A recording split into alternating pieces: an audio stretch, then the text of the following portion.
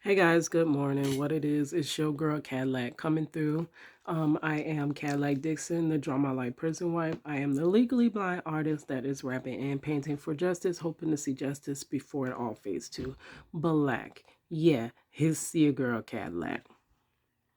Anyways, I feel like completely giving up this fight for my husband who is wrongfully convicted because it just looks like there's nothing, like zero, that you can do about the situation. When they take somebody wrongfully from your household, you have to just let them go. That's what it really looks like. But is instead, I gotta find a way to fight harder. Like I can't give up on him. If he did have others fighting for him, like family members and things like this, I possibly could walk away, and feel all right, because I have done my part. But he doesn't have a family fighting for him. They have moved on with life without him. They're not even assisting me, with this fight for him. So, being that I am the only one fighting for him, I have to continue to fight, and I have to fight harder some type of way. So, I was dreaming, like I barely could sleep. I don't know, a lot of thoughts hit me while I'm asleep, and I was thinking I need to just start showing. Marcello has 40 years. What are some of the other crimes out here that people are getting 40 years for? Because I can almost guarantee that it's going to be for stuff that's way worse that they're getting 40 years for. Marcello has 40 years for something they never even freaking proved. Okay, I've been wanting to show you guys this for a minute. This is an article about the arresting officer in Marcello's case. I tried to do it on my screen recorder so that you can actually see the article. I'll just link it in the description box because that screen recorder, of course, is not working. Yeah, you know when you try to do something, it won't work. You know that. But anyway, so I'll read the article to you guys. I will link it in the description box and you can go and check it out yourself. But this article is about the arresting officer in Marcello Jackson's case, the man that is wrongfully accused, convicted, and excessively sentenced in the state of Florida. It started with this guy. It started with the poll with the officers. See, it starts somewhere. Corruption starts somewhere, and that's where it started. If he hadn't have wrote that bogus behind report, they never would have had to keep following it through. They have to back the officers. The officers are like the gods of this world. They do no wrong, right? So when the God of this world said that this happened, they had to keep following behind it. No matter how much they seem, well, this just ain't quite sticking right. No, we have to uphold our gods. Okay, so here it is. Mother of a man fatally shot by OPD sues. Okay, the mother of a man who was shot and killed by Orlando police after police said he robbed a store, tried to carjack a woman, and then ran from officers, has filed a suit against the city. Cynthia Jackson, representing the estate of Willie Lee Cleet III, filed suit in Orlando federal court asking for damages in excess of $15,000. Defendants include the city of Orlando and 5 officers: Anthony Miller, who has since retired from the Orlando Police Department; Edward Michaels; Jeff Ryan; Rob Costa; and Jason Savage, the arresting officer in Marcello's case. Cleet, 23, was killed August 31st in 2007 near Mercy Drive and Princeton Street. Cleet robbed a Pine Hills business at gunpoint, crashed his car during a police pursuit, and then held a gun to a woman's head in a failed carjacking, according to an October 7th letter from the state attorney's office to then. Hold on a second, guys. Okay, let me back up a minute. So much for trying to do a clean recording. That just is not working. But let me back up a little bit. I lost my place reading. Okay, Cleat robbed a Pine Hills business at G Point, crashing his car during a police pursuit, and then held a G, which a weapon, on a woman head to a woman's head in a failed carjacking, according to the October 7th letter from the state attorney's office to then OPD Chief Mike McCoy. The Orlando Sentinel obtained a copy of their letter Thursday. The suit accused the officer of battery through excessive force, wrongful loss of Cleet's life, violating his rights, and physical pain, suffering, and emotional trauma. An OPD spokeswoman could not comment on the lawsuit. During the failed carjacking, Cleet pointed his pistol towards officers and continued running. The letter states, okay.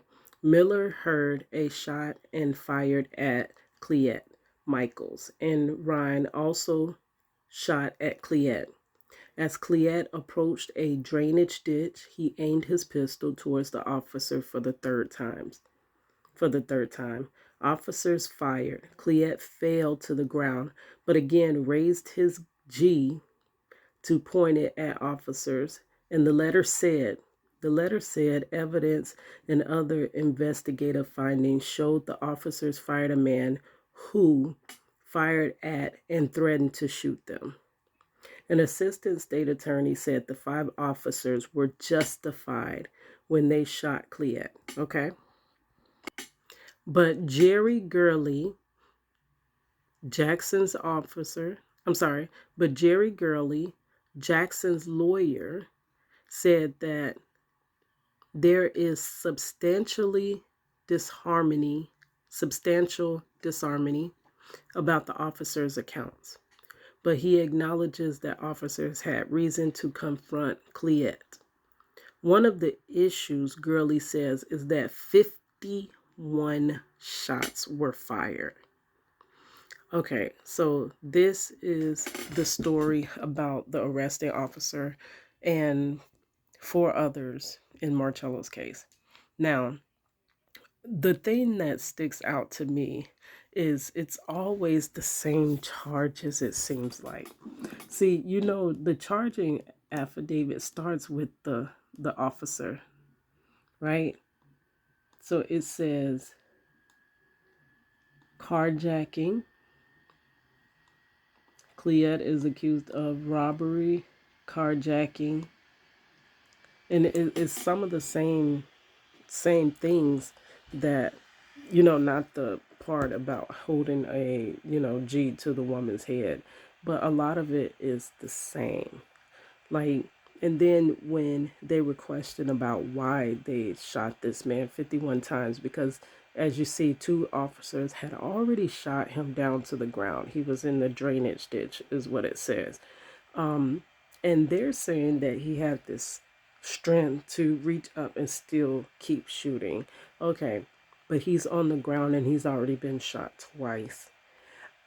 They said that justified them to shoot 51 more times. 51 more times. So when they shot 51 more times and they took Cleet's life, the justification was that, that he was shooting at us, but he was already on the ground and gone. Why did they continue to shoot 51 times? And then when they were questioned, because they said that was excessive overkill, that was way too much. Like, you're not really supposed to be shooting to kill like that. When they were questioned, they all had different statements. That's what the substantially disharmony, that they're trying to say it in a nice way. They're trying to say it in a way that kind of glazes over the fact that they all had different statements. And it's true in Marcello's case as well. There were 3 officers at the scene. There was the one arresting officer that is also one that's named in this case. So he's used to this disharmony. Like, it looks like things just happen, and then everybody just said, well, this happened, that happened, nobody's story, like the police's story, don't align. Like, why is that? Y'all were at the same scene, y'all were at the same crime. Why are y'all stories not adding up? But no matter how they don't add up, they still want to take their stories as the words from God's lips. Well, let me tell you about this officer. This officer, he did lie. He lied in Marcello's case. He changed the scene of the crime. He changed the scene to make Marcello fit. He's changed the scene so that this bogus crime that they said happened, it could look like that it really did happen. And see, when they see that it's written by the officers, then they're gonna, that's from God. God wrote that. It really did happen the way this officer said it happened.